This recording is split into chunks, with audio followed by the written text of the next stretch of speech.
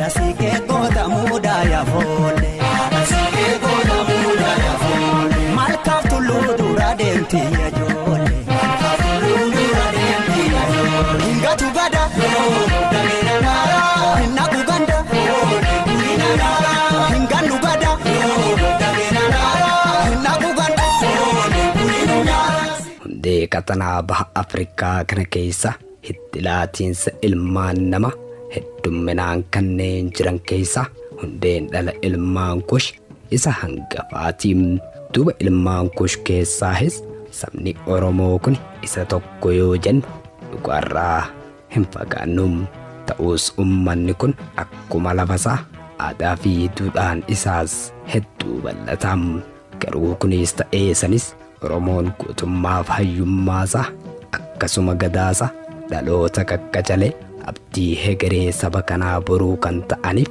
dhaalchisaa baalli isaatiis dhalootaaf dabarsaa yoo deemu dhalli isaatiis ammoo ilmaan abbaa caalan ta'aati kan isaan dhufaniin meenegaan haa jalqabnuuti harka fuune nuti jirra kunoo isinoo akkam jirtu jenna jaalattoota sagantaa galmee seenaam duuba nutiis sagantaa keenya arraa keessatti seenaa dargaggoo dhala Oromoo nama jaarraa kana keessa gabrummaa sabasaa Oromoo fi dachee isaa Oromiyaa irra barootaaf ture diina jalaa baasuuf qilleensarraan diinaa waldhaansoo qabe Oromoos kaabaaf kibbaa bahaaf hanga lixaatti yaadaan isaan tokkoomse qeerroof qarree ijaare ilmi abbaa gadaa kan Oromiyaa fi Oromoo bilisummaa bara dheeraaf hawwaa turre fidee bara kana keessa harkatti nuuf galche kun eenyu haa jennu laatam mee isiniis hamma goolabaatti bakkuma jirtanii nu faana bu'aa kan isiniin jedhu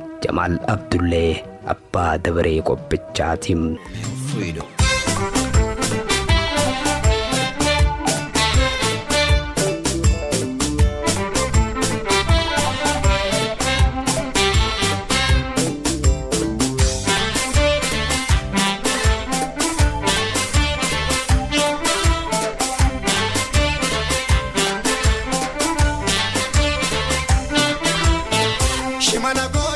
Egaan kabajamtoota hordoftoota keenya duuba arraan tana seenaa nama qabsoo Oromoo fi bilisummaa Oromoo har'a ijaan argine kanaaf tattaafachaa bara dheeraadhaaf ture tokko waliin kan waliin barsiisuuf jennu kun akkuma hundi keenya isa beeynutti dargaggeessa qaroo hayyu duree Oromoo akkasuma xiinxalaa siyaasaa fi daayirektara OMN kan ta'an dargaggeessa lafaa dhufaa Jaalle Jawaar Mahammad ta'uu isaatiin.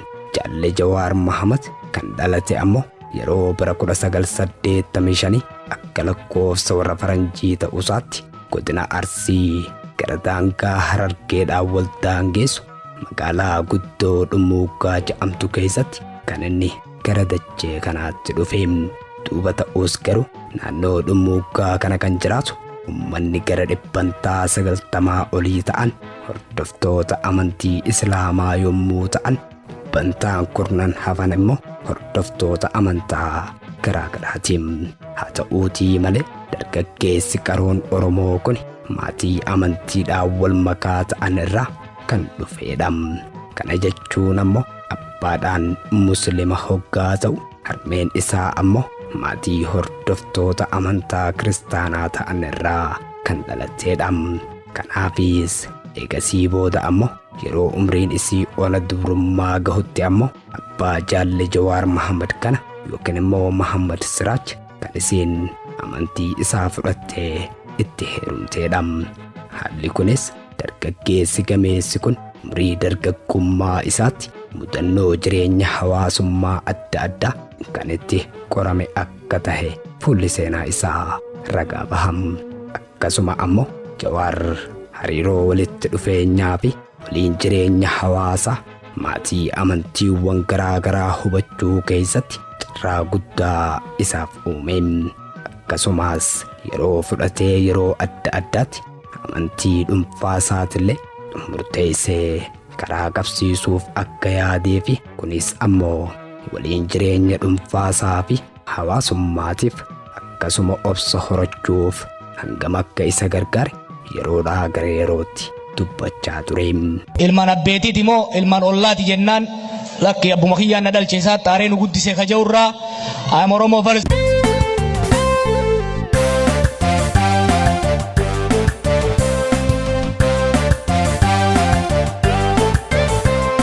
Garaaf garabadii ilma dhugaantiige Oromoo turkeessee bilisummaa teesse kan taane taasistee fagoo dhiheessitee saba guutuu. Aktiivistiin dargaggeessi Oromoo Jaalle Jawaar hanga umriin isaa barnootaaf ga'uttis achuma magaalaa Dhummuugaa jiraachaa ture. Umrii dargaggummaa isaa hamma turetti magaaluma Dhummuugaa jiraachaa ture keessatti akkuma dargaggoota kaanii hangafootaa fi manguddoota waliin kan dabarsu akka ta'ee fi sababni isaatiis dargaggoonni naannawa Dhummuugaa jiraatan kun hangafootaa fi manguddoota waliin yeroo dheeraa wanti isaan waliin dabarsaniifis beekumsa irraa argachuu fi bilchina hangafootaa dhaaluuf akka ta'e leenci ilma Oromoo Jaalle Jawaar Mahmad dubbachaa ture. Haaluma wal fakkaatu kanaan dargaggeessi kun seenaa, seera, aadaa fi duudhaa safuu siyaasaa akaakayyuu yookiin immoo abbaa isaa irraa fi hangafoota isaanii kan biroorraa barachaa kan isaan guddatan. Haala kanaan dargaggeessi gameessi Jawaar hubannoo fi muuxannoo abbaa fi akaakoo isaa waliin madaale akaakoon abbaa isaa immoo isa kanneen caala akka dargaggoo gorsuu fi gahumsuu danda'an tilmaama isaa kaayaa ture. Haaluma wal fakkaatuun hayyuun gameessi Jaalle Jawaar akka jedhutti yoo ta'eesi dhaloota baroota 60mootaa fi 70moota keessa turaniif dinqisiifannaa fi kabaja guddaa akka qabuuf uummanni sun uummata tattaafataa ofittoo akka hin taanee fi itti gaafatamummaadhaan kan socho'an akka ta'an nama amanaa turedha. Yeroo umriin isaa barnootaaf ga'uttis Jaalle Jawaar barnoota sadarkaa tokkoffaa isaatiin achuma magaalaa Dhummuugaatti mana barnootaa galee barachuu itti fufe. Dhummuugaatti dhaladhe. Dhummuugaan magaalaa xiqqoo godina Arsii keessatti argamti. Daangaa Harargee Lixaatii fi Arsii godina Arsii daangaa irratti argamti. Magaalaa vibrant taatedha. Garuu xiqqoodha. Guddinni isii hanguma duuduu danda'a qoggaa. Achittiin naannoo sanitti guddadhee achirraa gara Asallaattiin waggaa lama achittiin baradhe. Catholic school fi Sambooda Cilaaluttiin baradhe. Achirraa gara Adaamaa dhufe Gooroo high school fi Sambooda Hawaas baradhe. Achirraa gara Singaappooriin deeme. Achi waggaa lama ture. Sambooda gara Kaalifoorniyaan dhufe. Sambooda biyyoota adda addaatti xiqqoo irraa barachaa ture. DC, New York, bakka adda addaa jiraadhee Londonis booddee immoo Minnesotaan jira. Garuu immoo Jawaar osoo barnoota mana barnootaa sadarkaa tokkoffaa hin xumurin barnoota isaa addaan kutee akka deemu ergaan jedhuus itti himame. Kunis taatee osoo isaa fi maatii isaarraa hin yaadamiyyoo ta'ellee dargaggeessi gameessi kun Jaalle Jawaar Mahmad carraa mana barnootaa isa waan hundaan kan duraan itti barachaa ture caalutti akka baratuuf karra saaqe. Kunis ta'ee sanis gara magaalaa Asallaatti akka imaluu fi barnoota isaa mana barnoota Kaatoolikii jedhamutti akka eegalu taasifamu isaati ture. Mana barnootaa kanattis waggaa tokkoof erga baratee booda waggaa itti aanu ammoo gara mana barnoota Calaalootti jijjiirrate. Hanga gara magaalaa Adaamaatti imaluttis achuma ture. Eegasii booda ammoo dargaggeessi qaroon Oromoo kun carraa isaa itti aanu jireenyi isaas gara magaalaa Adaamaa ta'e. Haaluma kanaan immoo qormaata ce'umsa kan biyyoolessaa magaalaa Adaamaatti fudhachuudhaan goolabe. Yeroon kunis yeroo leenci Oromoo umrii dargaggummaa keessa itti seenuu jalqabee fi qabsoo bilisummaa Oromoo keessatti qabatamaan hirmaachuu eegaleedha. Oromoo qormaata fudhatu sana alaabaa adda bilisummaa Oromoo qabatee deemaa jira jechuun dargaggoota jeequmsaaf kakaasaa jirta waan ja'ameef mana hidhaa mootummaa Itiyoophiyaa keessatti yeroodhaaf darbame. Jaalle Jawaar Mahmad. Harmeenaati goota bakkuma sideesse Jawaariin basabaa lejahaati deesse illee deenaa cabsee biyyattii dammaqsee abbaa gosa wanii kan gabrummaa cabsee qabsaa Oromoo Adamaa Ruswaami dhaamsa koosnaan dhaame. Duuba Jaalle Jawaar Mahmad wayita bara 2003 dargaggeessi qaroon kun barattoota umrii xiqqeenyaatiin qabxii ol aanaa fi hin yaadamne galmeessuun fakkeenyummaa olaanaa qabu ta'uun kan inni dubbatamaa ture. Kanaanis carraa addaa kan barnoota koolleejjii qabeenya gahaa qabu kan biyya Singaappoor United World College of South East Asia jedhamutti akka baratuuf carraa argate. Imalli isaa inni itti aanu kunis gara magaalaa Singaappoor ta'e. Duuba achittis kolleejjii United World jedhamu kana erga seenee booda hayyuun gameessi umrii dargaggummaatti bilchaate kun haalota mijataa argate tokko tokkotti dhimma bahuu eegale. Umrii ijoollummaa isaattis of tahee seenaa fi aadaa eenyummaa isaa hangafoota isaa keessumattuu kan inni akaakoo isaarraa barachaa guddateedha.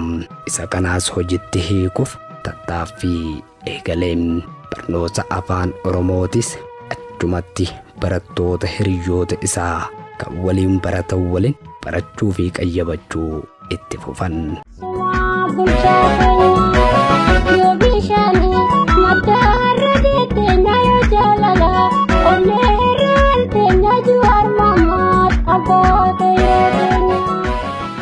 Aktiivistiin dargaggeessi Oromoo Jaalle Jawaar Mahmad turtii waggaa 2 kan biyya Singaappoor keessattis barattoota biyyoota 60 ol keessaa dhufanii fi afaanota 100 ol dubbatan waliin walitti makamee jireenya isaa dabarsee. Haaluma kanaan osoo jiru dargaggeessi gameessi kun ilaalcha aadaa, duudhaa fi seenaa magaalaa xiqqoo keessatti beeku sana bal'ifatee guutumatti ilaalcha addunyaawaa aadaa fi afaan heddumminaan fayyadamuu hubatee muuxannoo guddaas achirraa argatee. Jireenya isaa ammaa keessattis akka hedduu isa gargaare seenaa isaa irratti barraa'eera. Haa ta'uutii malee imala hayyuu gameessa kan Jaalle Jawaar Mahmad keessatti gufuu fi rakkoon osoo hin mudatin as gahe jechuu miti.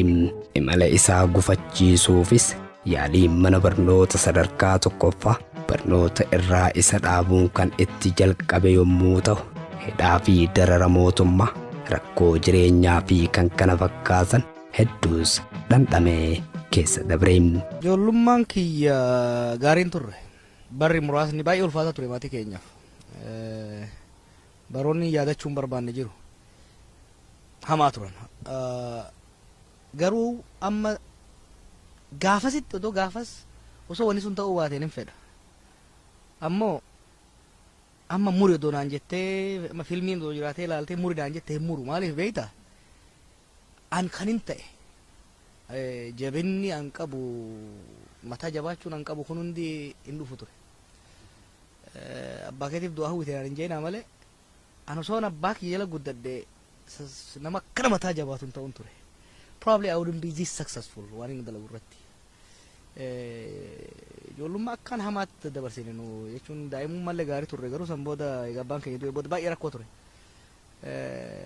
Garuu nu jaare sibiila nu godhe jechuun maatiirraa bayeetiin manuma namaatti guddadra caalatti rakkoon sun rakkoo Oromollee sirriitti akka nu wadhu na gargaare rakkoo birallee akka hin danda'u na godhe amma interneet irratti bakka hedduun namni har'a manatti dheeressaa miti rakkoo akkasii mana namaa jiraadheetiin argee garte kanaaf maal naa kenne maali skin kana kal'oo ta'e tana kal'oo naacha naa godhe kanaaf duba deebiitii mure naan jette hin muru numaa osoon san keessa dabruu baadhe karaa qoree yeroo tokko amma karaa qoree keessa deemta shakkii keessa deemta miti shakkii hamaa keessa deemta yeroo deemsanitti osoo asfaaltii siitee wayya garuu shakkii irra deemuun miila kee kana achaa yoo godha san booda dirree gubbaa waggaa seente xarabaa nama keessaa baafata jechuudha kanaaf duba deebii muru yoo naan jette ani sakandii tokkollee muru no regrets. Dargaggeessi gameessi Jaalle Jawaar Mahamad rakkoo fi gufuu yeroo adda addaatti isa mudatuuf akka carraatti itti fayyadamuudhaan xiyyeeffannoo isaa hunda inumaatuu daran cimsee gama danda'uun xiyyeeffannaa isaa guddaa barnootatti kennuu fi carraa argame kamuu akka isa jalaa hin miliinne carraaquu yeroo itti xiyyeeffate ture. Kanaanis wal qabate kollejjii United World jedhamu suni sagalee imala yookiin immoo daawwannaa barnootaa kan iddoowwan seena qabeeyyii adda addaa dhaabbilee garaa garaatiin muuxannoo tola ooltummaa wal jijjiiruu fi konferansii dargaggoota gahoomsu qindeessuudhaan kan qopheessu waan ta'eef carraa kanaan fayyadame carraa biyyoota garaa garaa kanneen akka Ameerikaa kaabaa, Eeshiyaa fi Awurooppaa daawwachuuf kan isa carroomse ta'uu isaatiin muuxannoo achitti argate kanneen keessa heddummina aadaa addunyaan tuni qabdu uumama addunyaan qabdu sirritti hubachuu fi kan biyya ofii keessaa bahee sana Itoophiyaadhaan wal cinaa qabee madaalchisuun rakkoo biyya isaa mudachaa jiruu fi dhugaa lafa jiru wal madditti akka madaaluuf carraa isaaf uumeen. Duuba yeroo bara 2005 erga barnoota isaa turtii waggoota lamaatiif magaalaa Singaappoor xumuree booda haala qabatamaa biyya keessa jiru hubachuudhaan Jawaar imala isaa itti aanuun gara biyya Ameerikaa kutaa Kaalifoorniyaatti jiruu isaa jijjiirratee erga biyya Kaalifoorniyaa kana galees Jawaar takkaa rafeen bullee barnoota isaa digirii tokkoffaatiin yuunivarsiitii guddaa fi beekamaa ta'e yuunivarsiitii Istaanfoord Biriij kan handhuura magaalattii kaaba Kaalifoorniyaa Silikoon Vaalii naannawa jedhamutti iddoo mijataa kaampaaniiwwan gurguddaan kanneen akka Google, Yahoo fi kan kana fakkaatan itti argamutti barnoota isaa ammaas achitti jalqabee. Duuba yeroo sanaas haalli barnoota isaa daran isaaf mijataa dhufee hojiilee inni booda eegale kan akka itti fayyadama marsaalee hawaasaatiif naannawni san haala gaarii kan isaaf mijeessee ture. Kunis ammoo hayyuu gameessa kana gara addunyaa saayinsawaatti dhiheessuu bira dabre ogeessa gameessa marsaalee hawaasaa sirnaan fayyadamuu akka ta'uu fi riqichi qunnamtii akka babal'atuuf kan haala isaaf mijeessee fi karra saaqeedha. Haaluma kana keessa osoo jiru dargaggeessi Karoon Oromoo kun waytii bara 2009 taateewwan jajjaboon lama wal faana isa mudatee. Isaan keessaa taateen inni jalqabaa kun maali yoo jettan ammoo yeroo fuudha haadha mana isaa isii hedduu jaalatu Gifti Duree Arfaasee Gammadaa waliin bultii ijaaru yoo ta'u, ta'ii lammaffaa ammoo barnoota saayinsii siyaasaatiin wayita inni digirii jalqabaa isaa fudhatuun walirra dhufe. Kunis ammoo salphaa ta'uus ta'uu baatus yeroo san yeroo inni riisarchii yookiin qorannoo isaa itti qopheessaa ture waan ta'eef xiqqollee ta'u kan isa rakkise ture. Yeroo kana dargaggeessi lafaa dhufaan kun hirmaannaa siyaasaa, qeeqa dhaabbilee siyaasaa akkasuma qeeqa mootummaa Itiyoophiyaa fi kanneen biroo keessatti hirmaannaa ol aanaa agarsiisuu yeroo itti jalqabe ture. Haaluma kanaan immoo barnoota saayinsii siyaasaa erga yuunivarsiitii Istaanfoord irraa xumureen booda hojii shaakalaa argate imala isaa gara kutaa magaalaa Waashingtan DC godhatee. Falmataako yaa gootichaa kiyyaati turte kaatu leenci abbaa biyyaa. Falmataako lafa barii geessee dukkanni isheen dhoksu. Falmataako bilisummaan geessee homtuun hundaan geessu. Falmataako 4 kiloo teennee eenyuun hundaan. Hayyuun har'a saffisaan namoota hedduu ajaa'ibsiise kun yeroo kanarraa jalqabe qorannoo dhuunfaa isaa irratti xiyyeeffannoo guddaa kennaa ture. Wantoota garaa garaa hedduus barreessee hanga barnoota digirii isaa lammaffaa qo'achuuf jedhutti adeemsi isaa waa qopheessuu fi qorachuu ture. Barnoota isaa digirii lammaffaatiin ammas yuunivarsiitii beekamaa bira yuunivarsiitii ol aanaa Kolombiyaa kan magaalaa Niiwuork keessatti argamutti digirii lammaffaa isaa jalqabe. Yuunivarsiitiin Kolombiyaa kunis hayyootaa fi beektoota qorannoo garaa garaa gaggeessaniif hedduu mijataa kan tahee fi qorattoota jajjabeessuu fi kunuunsuun kan beekamudha. Haala kanaan hayyuun dargaggeessi kun erga digirii isaa kana xumure mul'achuu eegale. Akkuma mul'achuu jalqabeenis ammoo itti fufe jechuu osoo hin taane jidduutti ammoo achi buutee miila bakar ta'e. Yeroo kanaas xiyyeeffannoo isaa hunda gara barnootaatti deebisee waan jiruuf ture. Haa ta'uutii ammaas bara 2012tti qorannoo fi barnoonni inni yuunivarsiitii kanatti argate hubannoo fi muuxannoo filoosofaawaa akkasuma saayinsaawaa akka isa horachiise kan ibsu ture.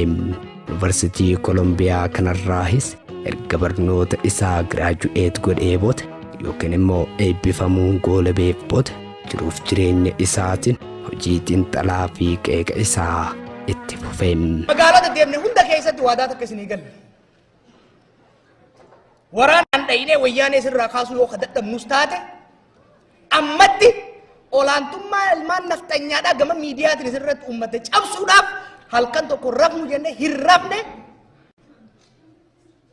ar'arraa eegalee qilleensa Oromiyaa irratti olaantummaan ilmaan alagaadhaa ummata keenya irra qabdu cabe. Duuba hayyuu dureen Oromoo fi xiinxalaan siyaasaa akkasuma daarektarri OMN aktiivisti Jawaar Mohaammed kun ilaalcha siyaasaa isaa fi waan hubate hundaan biyya Itoophiyaa irratti xiyyeeffatee adeemsa isaa eegale.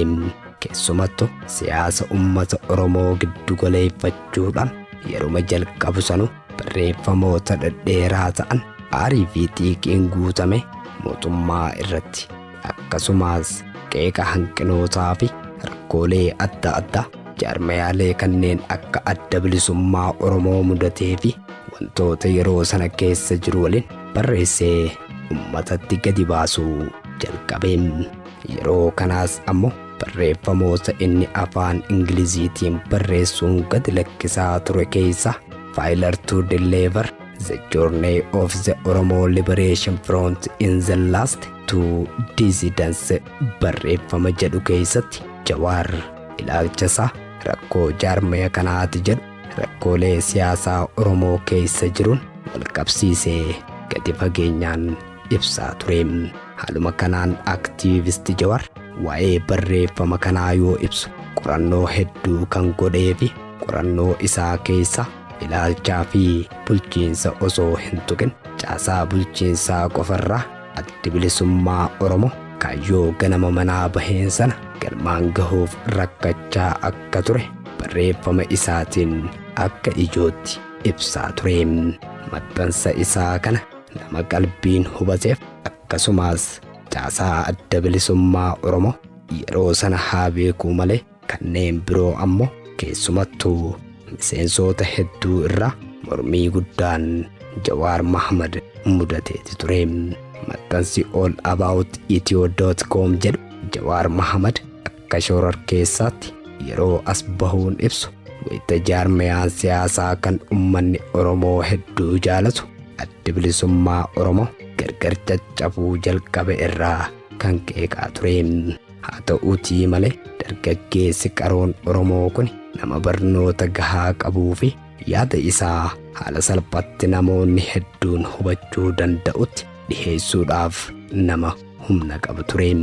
Haaluma kanaanis qeeqni Jawaar jalqabe babal'atee jaarmaya ummanni Oromoo jaalatu adda bilisummaa Oromoo irratti hayyoota Oromoo hundarraa komiin hedduun dhihaachuu jalqabe. Hooggantoonni adda bilisummaa Oromoo ummata isaan jaalatu sanaaf hatattamatti deebii gahaa hin laatin malee daranuu dhaabichi adda bilisummaa Oromoo gargar caccabuusaa itti fufeem.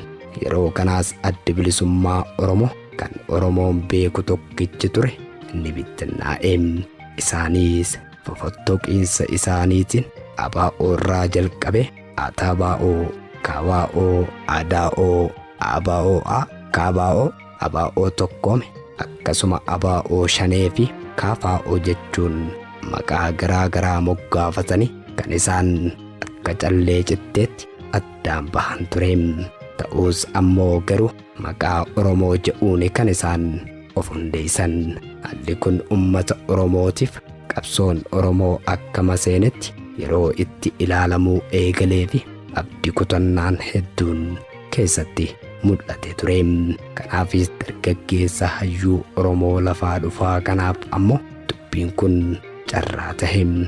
Innis carraa argate tokko osoo hin balleessin itti fayyadamee uummata Oromootiif sagalee ta'uu jalqabeem.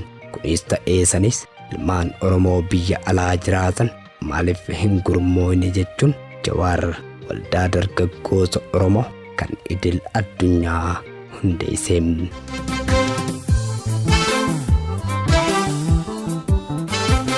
Imaan dubbii himee walii abbaa tafaa dhaga'e waan siimu. Namni mana tokko gamtaadhaan ijaaru bitaa waliin saamu. Abisa kuffisee inni san kuffisee yoo lafaa wal geessan. Biyya keenya irratti gabrummaa daraaree bilisummaan eessan. Saaqi saaqaa, saaqi saaqaa, saaqi. Saaqi saaqaa, saaqi saaqaa. Aktiivisti Jawaar Mohaammed muuxannoolee konferansiiwwan garaa garaa kan sadarkaa idil addunyaatti qopheessuu waan qabuuf muuxannoo kanaan fayyadame uummata Oromoo qindeessuu hojii godhateem. Kanaanis ammoo qindeessuu fi ijaaruu qofa osoo hin taane uummatattis gadi bahee dubbachuu eegaleem. Rakkoo yeroo sana uummanni Oromoo keessa jiru sana jalaa baraaruuf gurmaa'uun furmaata dhumaa akka ta'e jala sararee dubbachuu jalqabeem. Kana keessaa tooftaan inni dura rakkoo keessoo siyaasaa Oromoo irraa hiikuu fi jaarmayaalee siyaasaa kamiyyuu wajjin hiriiruu akka dhiisanii fi haaluma kanaan waggaa 2 keessatti hojiilee ija qaban hedduu miseensota isaa waliin ta'uun agarsiisaa kan inni turedha. Kanaanis piroojaktiilee hedduus uumaa dhufeem. Kun osoo kanaan jiru fagoo deemuuf akkasumas jijjiirama qabatamaa fiduudhaaf daangaa hamma daangaa deemuun akka isa hin baafne waan hubateef keessumattuu siyaasaa Oromoo hunda giddu galeeffate oofuu jalqabeem. Ta'us ammoo garuu yaada kana galmaan gahuuf dandeettii gahaa qabaachuu ofiis shakkeem. Garuu immoo duubatti hin deebineem. Jawaar waan kanaafis ofuma isaattuu amanuun isa rakkiseem. Maaliif yoo ta'es Oromoon jaarraa dheeraadhaaf akkuma bal'inasaa tokkoomuuf rakkachaa tureem. Kana waan beekuufis walitti isaan fiduun hammam akka ulfaatudha kan isa rakkisaa tureem. Keessumattuu bal'isee waan Oromoo fi Oromiyaa guutuu yoo yaadu sana booda ammoo waggaa 2 siyaasaa fi waldaa sanarraa fagaatee ofuma isaatiif ifaaromsuu fi barachuu murteesseem. Haaluma kanaa yuunivarsitii beekamaa biyya Ingilaand Oxford University kolleejjii giddugala qorannoo kanatti semesteera tokkoof barumsa isaa jalqabeem. Dargaggeessi foolataan diinaaf gadi hin jenne kun achiis gadi dhiisee biyya Hindii isii giddugala dimokiraasii addunyaa taateen baheem. Achittis sirna filannoo filachiisuu fi adeemsa wal fakkaataa biyya Hindii barachaa tureem. Dargaggeessi qaroon Oromoo kun yeroo kanatti ammoo carraa argateen haalaataa fi akkaataa maatama Gaandii Saaltisaa Taagiraa isaan Indian Civil Disobedience jedhamu akkaataa kaayyoon isaa jeequmsaan maletti galma gahuu ittiin danda'us achirratti qorannoo isaa qopheesseen itti dhiheenyaan hubate yeroo fudhatee qorannoo fi barruulee garaa garaa dubbisuu fi akeeka isaanii qorachuun waa baay'ee hubatee uummata isaatiif of qopheesseem. Jaalli Jawaar Mohaammed jechuu keenyam.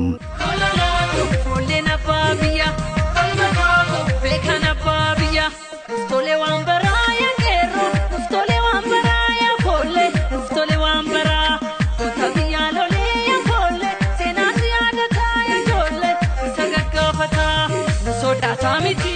Duuba hayyu dureen Oromoo xiinxalaan siyaasaa fi daarektarri OMN akkasuma ammoo falmaa mirga ilmaan namaa kan ta'an Jaalle Jawaar Mahamad akka lakkoofsa lakkaawii warra faranjiitti yeroo bara 2014tti yookiin immoo akka lakkoofsa lakkaawii warra habashaatti bara 2006 dhaabbata miidiyaa Oromoo kan hundeesse hoggaa ta'u Oromiyaa Miidiyaa Niitoork yookiin immoo OMN jechuun maqaas itti moggaasee Oromoo biyya keessaaf alaa irratti hirmaachisee hundeessee.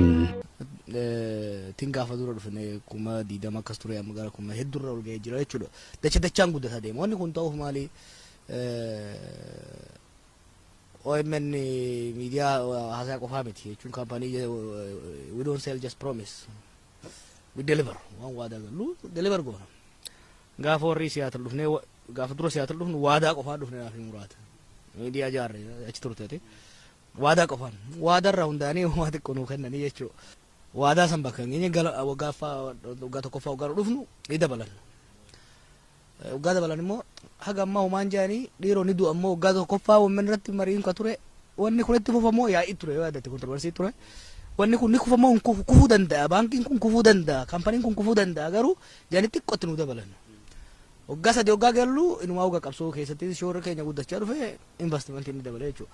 Waggaa afuraffaa irratti kaampaniin NGO'n kaampaniin biyya Ameerikaa tokko waggaa sadii umriin turraan probabilitiin kufuu isaa laafa namni keenya kapitalistii waan ta'eef wise investment kan godhaa jiranii kanaaf deeggarsi dabalaa deemuun galanni isaa gadi hojii OMN galanni isaa qabsoo uummanni Oromoo godhaa jiru.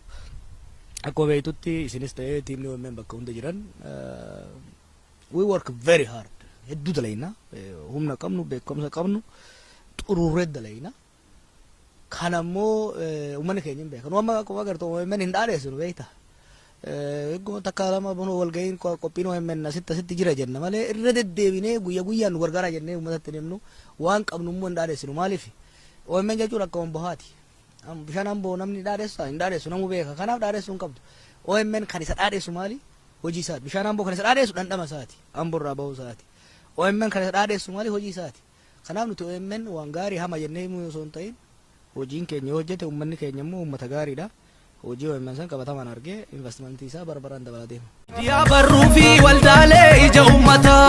Yaa barruu fi waldaalee ija uummataa. Chaaftuu lamaa gaazexaa urjii raadiyoo Maqdishoo OMN maaltu dagata. Raadiyoo Maqdishoo OMN maaltu dagata. Duuba miidiyaan OMN kunis qabsoo saba Oromoo kana galmaan gahuu keessatti shoorri inni taphate hammana jennee tilmaamuun nu rakkisaam keessumattuu yeroo biyya ambaa taa'ee gabaasaa ture sanatti osoo miidiyaaleen biyya keessaa waan tokko hin gabaasin inni ammoo oduun biyya keessaa xiqqoolleen isa dhaqqabuun rakkoo fi cunqursaa saba Oromoo irra gahaa ture addunyatti mul'isuu fi lalisuudhaan seenaa Oromootiis beeksisuun hayyootaa fi Oromoo wal barsiisaa ture.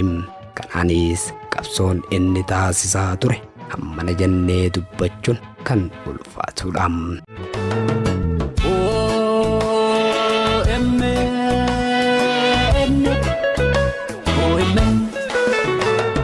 Seenaan deeggaramtee hayyuun ijaaramtee oomtuu simbukkisu. OMN hundeen kee jabaadha. Diinoo wixxifatu yaaluuf si ugguru waan qabnuun itti hirmaanna. OMN ijaaf gurra hawaasa keenya. Ilmi abbaa gadaa hayyuun dargaggeessi Oromoo abbaan qarreef qeerroo Oromoo aktiivisti Jawaar Mahamad yeroo saamicha lafa Oromoo irratti ka'us keessaahuu kan maastar pilaanii Finfinnee gaafa haa ta'uu ja'ame sana inninis pilaana isaatiin tarsiimoo baafateen fincila qeerroo Oromootiin diina irratti labseem. Kanaanis lubbuun qeerroof qarree Oromoo isaan kumaatamatti lakkaa'aman kan itti wareegame tureem. Duuba qeerroon Oromoo osoo rakkinaaf hin jilbiiffatin inni Harargee taa'u Finfinneetti qabsaa'uun kan Booranaaf Mooyyaaleetis ginciidhaan hangafe hamma Oromiyaa guutuutti kan isaan diina kokkeetti qabaa turan. Kunis ammoo tarsiimoo fi xinxala Jaalle Jawaarin kan ture ta'uu isaatiin. Master Bilal jedhanii sanyii si dhuguuf malaani Oromummaa keenya waan tokko taane diina fannina olkaane.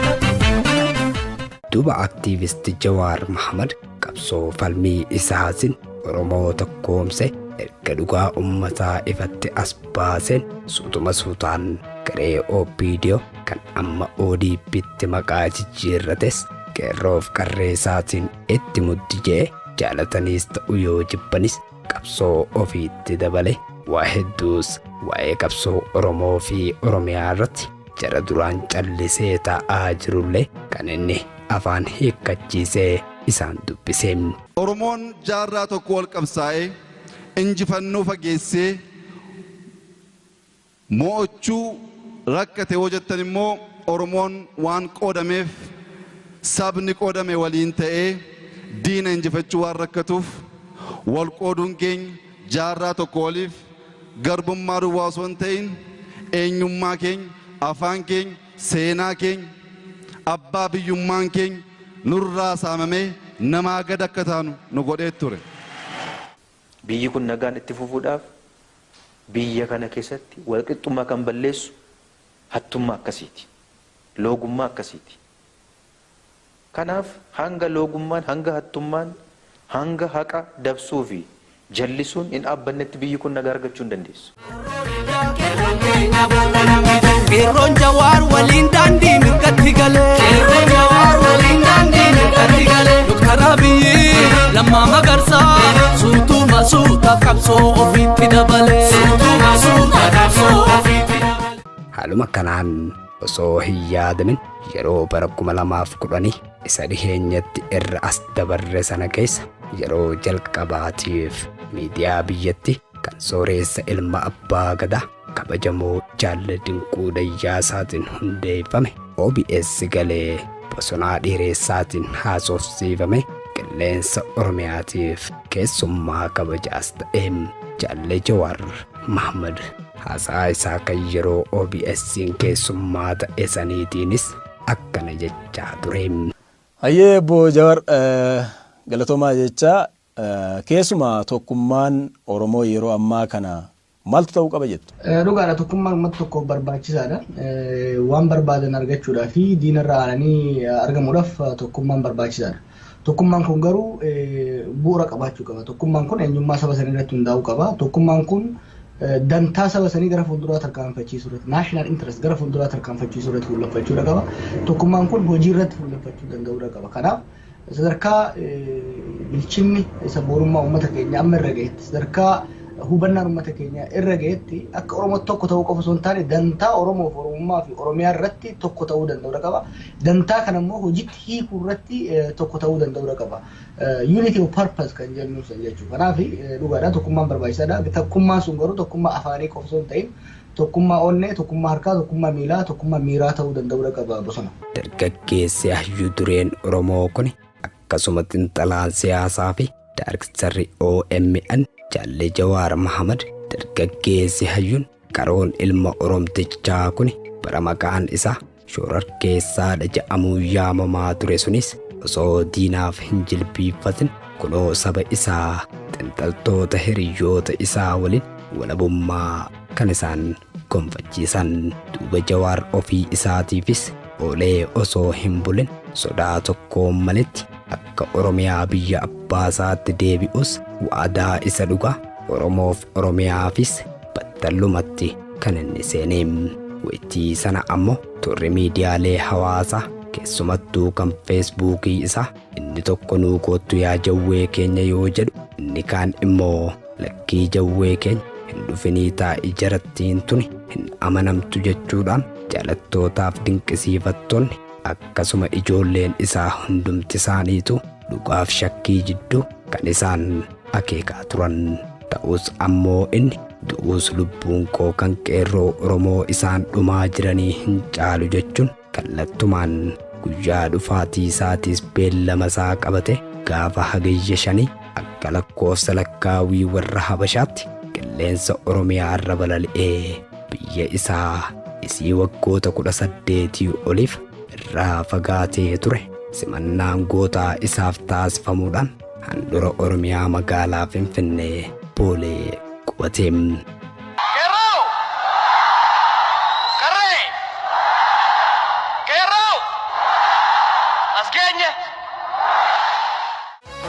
Biyyarra dhalaate baganaa gangaalte harmeente Oromiyaa baga jaansi gaarte yaa jawaari. Duuba guyyaa kanaas Jawaar gammachuu guddaadhaan eebba miidiyaa OMN isa baroota dheeraaf biyya ambaa taa'e qilleensa Oromiyaa kana bilisoomsuuf rakkachaa ture magaalaa Finfinneettis guyyaa itti hundeessuudhaan eebbisee ture. Simannaa jaalle Jawaariifis artistoonni Oromoo kan akka Hacaaluu Hundeessaa, Qamar Yuusufii fi isaan biroo kanneen kana fakkaatan hirmaachuun anaa dhufu Jawaar keenya jechaa kan isaan weellisaa turan. Anaa dhufu Jawaar keenya, anaa dhufu Jawaar keenya. Eessona gafannaan jeen Oromiyaa, igaala feetiyaa irbaabaabiyaa. Akkasuma ammas dargaggeessi Oromoo jaalatamaa fi walaleessaa beekamaan artist Laataa Qana'aatis waltajjicha irratti argamuun walaloo ajaa'ibaatiin Jawaarii fi OMNs akkaataa armaan gadii kanaan lalisaa ture. Kan du'etu bada malee inni jiru wal argaa. Inni qeerroo qabsaa'e qawwee dura dhaabatee roorroodhaaf buluu didee kunoo arra bu'aa buusee Jawaariin iyyuu fide. Bara darbe yoona kana Jawaar ashabbaariidha barbaadamaa tokkoffaa, bara dammoo Jawaar keessummaa kabajaati kuunnoo achi taa'ee kolfa.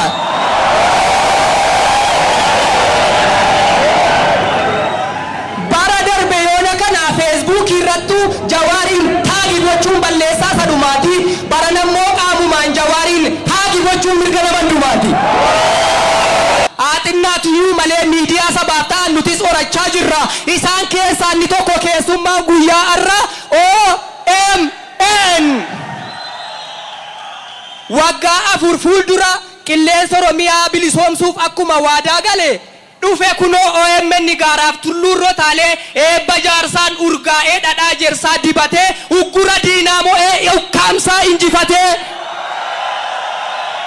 Otuma isaan alaalatti sodaatanii gaaddidduu dhufee dhaabbate kunoo mandara isaanii gidduu. Barreen gaddaa yoona kana kaabinee tokko agarraan anteenaa isaa buqqifna. Baran ammoo kunooti boolee irratti wal geenyee OMN'if shubbisna. Barreen gaddaa yoona kana poolisii ofirraa eeguu karaa foddaa dhaabbanna. Barana kun hin jiru addabaabaayii masqalaatti OMN daawwanna.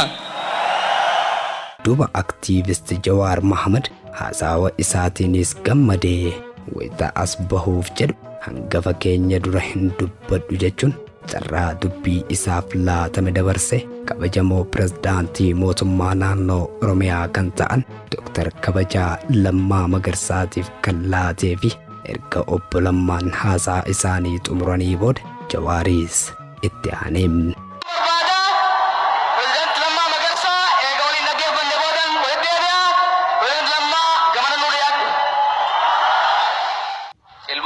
Oromoo qabsoo saba keessaniif jecha biyya keessanii baatanii bara dheeraadhaaf biyya hambaa turtan baga guyyaa har'aa biyya abbaa keessanitti deebitan jechuun hin barbaada.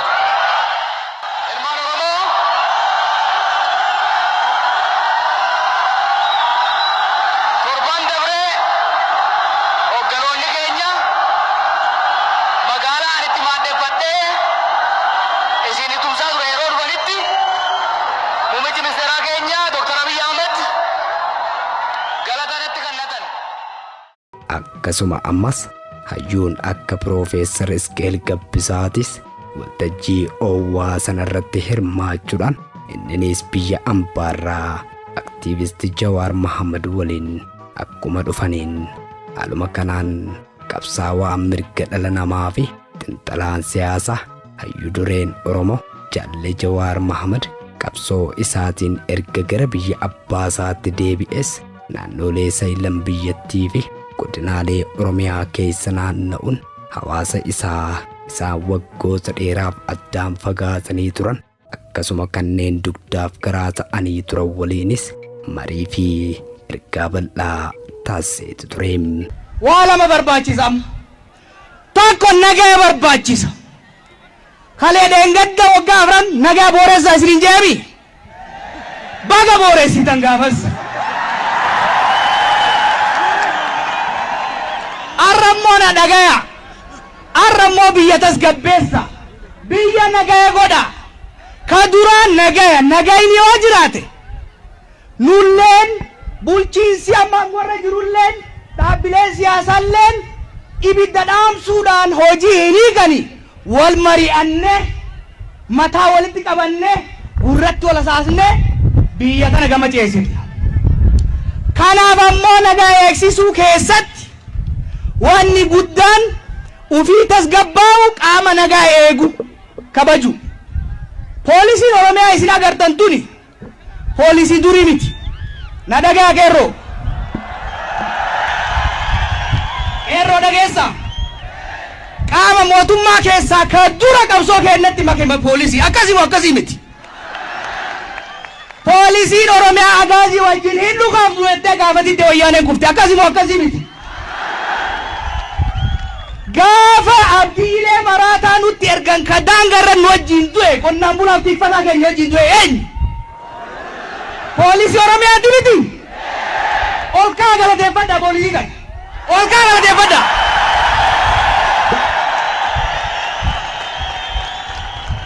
Poolisiin Oromiyaa akkuma kaleessa qabsoo teenyatti makamte. Akkuma daangaa keenya irratti kuftee salphina irraa nu baraarte. Har'a soggana keenya kan isin keessa deemu eeguudhaan yaalii adda addaa hooggansa masaraa jiruu fi dirree keessa jiru dhabamsiisuudhaaf gadamu fashalsuudhaan gaachana isii mirkaneessaa jirti. Kanaafuu hojii nagaa eegsisuu keessaa inni guddaan poolisii teenya kabaju, poolisii teenyan ajajamu, hojii heeraaf seeraan isaaniif kaahame akka isaan nagaan godhan bakkaan gahan tumsuudha. Kana akka lapheetti naa fudhatan ni barbaada. Duuba Jawaar Mohaammed erga gara biyya abbaasaatti deebi'es bu'aa ba'ii fi haasa'aa naannolee garagaraatiis keessummeessaa osootuma jiru hajjil umraas godhe waa maraafuu toobbatee jira. Haa ta'uutii kan kaleessaas ta'uu arras hojiin aktiivistii keenyaa kun kan kabajamoo Jaalle Jawaar Mohaammed kun keessumattuu inni bara kana keessaa kun yoomillee taanaan seenaa dhaloota Oromoo dhufaa dabraa keessatti arras boruus taanaan kan hin dagatamneedha.